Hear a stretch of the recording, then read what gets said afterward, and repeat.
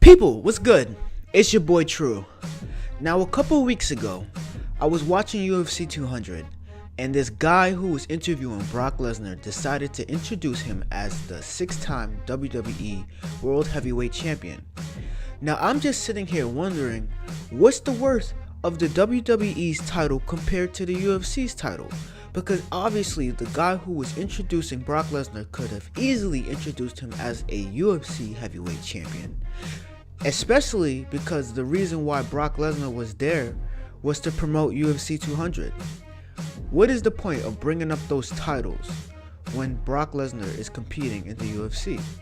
Now this is something I want to explore. I'm not only excited to make this video because of that experience a couple weeks ago, Conor McGregor also made this a juicy subject. So let's talk physical value of the belts. The UFC's belt is made with 12 pounds of gold.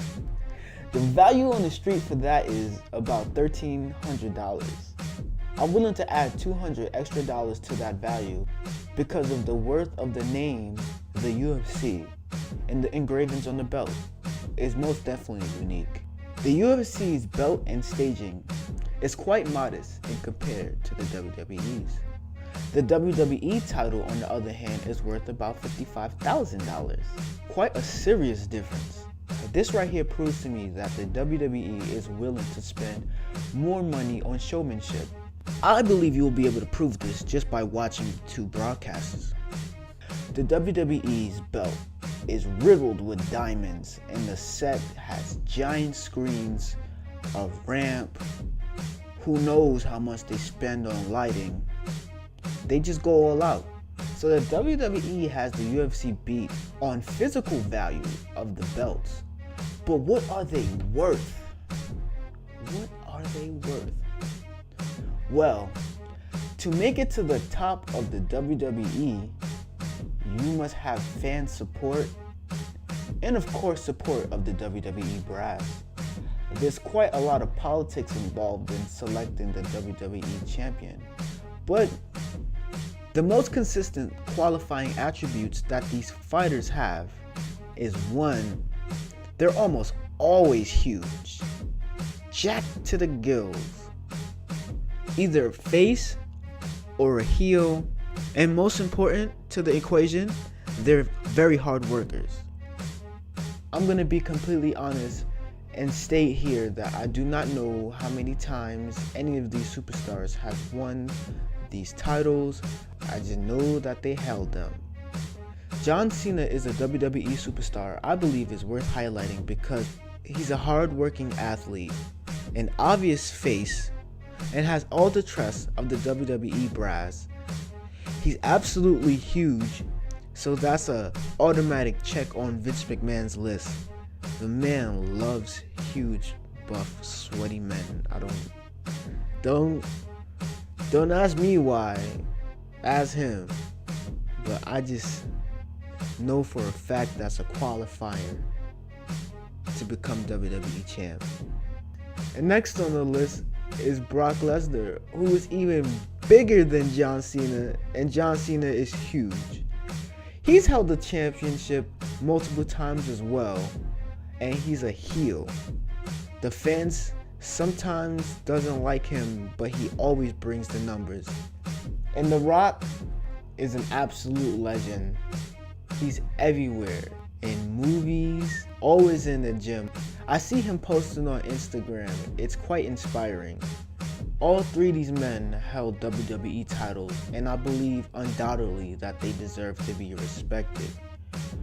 But WWE superstars do not have to go through training camps, do not have to get punched in the face, do not have to be taken down, are not expected to know how to defend an armbar, omoplata, or any variable in jiu-jitsu. They're just not. I know I'm skipping ahead, but Brock Lesnar, he makes it back onto the list because he is the only one of those WWE superstars that knows what it is to go through a training camp. He even said it himself. WWE fake wrestling is a lot easier than the UFC. Brock Lesnar defended his UFC heavyweight championship 4 times in the octagon, so his word has a significant stake in the conversation. If he says it's easier, it's easier. Another UFC champion I thought worthy of this list is Georges St. Pierre. He is more than qualified for this list. He's the only champion in this list to retire on top. Georges St. Pierre's title run lasted 12 defenses, 11 of those fights consecutively. Last but not least, the greatest fighter to ever hit the octagon, John Bones Jones, defended his title 9 times in the UFC. Many of those title defenses severely undertrained.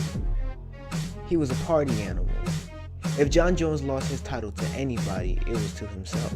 So all of the fighters on his UFC championship list had to master the art of 5 rounds, be proficient in the realm of wrestling and grappling, boxing, kickboxing.